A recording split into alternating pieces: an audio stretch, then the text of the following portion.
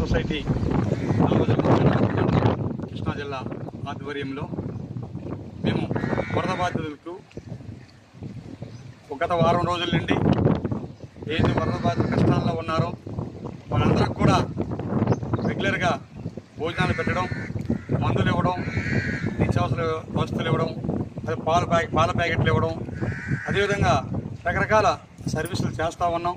ఇప్పుడు మన గన్నవరం మండలంలో బుద్ధవరం పంచాయతీలో దాసర నగర్లో మనం ఉన్నాము. ఇప్పుడు